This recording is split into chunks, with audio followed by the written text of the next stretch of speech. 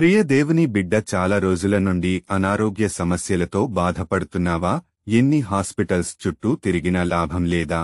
నీకున్న సమస్య ఇంకా ముదిరిపోతూ, ఇంకా బలహీనమైపోతూ, ఎవరికీ చెప్పుకోలేక ఇంకెప్పుడు సమస్య తీరుతుంది, ఇంకెప్పుడు ఈ బాధలు తీరితే, ఇంకెప్పుడు నేను సంపూర్ణమైన ఆరోగ్యంగా ఉంటాను అని నీవు బాధపడుతున్నావా? అయితే గుర్తుపెట్టుకో సహోదరీ సహోదరుడా, నీవు నమ్ముకున్న దేవుడు గొప్ప దేవుడు, రోగులను స్వస్థపరచ దేవుడు, బలహీనముగా ఉన్న వారిని బలపరిచే దేవుడు, అద్భుతమైన కార్యాలు చేస్తే దేవుడు, అంత గొప్ప దేవుడు నిన్ను స్వస్థపరచుగలడు. కాని నీవు పూర్తిగా యేసయ్యను నమ్మి, దేవా నన్ను స్వస్థపరచయా, నాకు మంచి ఆరోగ్యానికి ఇవ్వు అని నీవు అడిగినప్పుడు దేవుడు తప్పకుండా నిన్ను స్వస్థపరుస్తారు.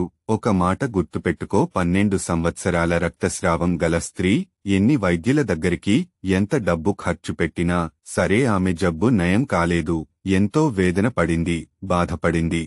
చివరకు యేసయ్య అనే వ్యక్తి వస్తున్నారు అని తెలుసుకొని, ఆయన దగ్గర మాత్రమే నాకు స్వస్థత లభిస్తుంది అని తెలుసుకొని విశ్వాసముతో నమ్మి వెళ్లి ఆయన వస్త్రములు తాకింది.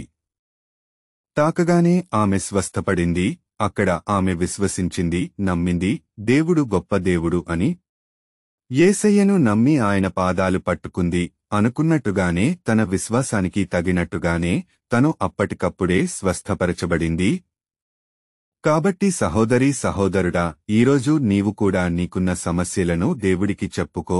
మీ అనారోగ్య సమస్య ఎంత పెద్దదైనా సరే, నీ అనారోగ్య సమస్య ఎన్ని డబ్బులు ఖర్చు పెట్టినా సరే, తగ్గకపోయినా పర్వాలేదు, కాని విశ్వాసము దేవుని మీద పెట్టుకో.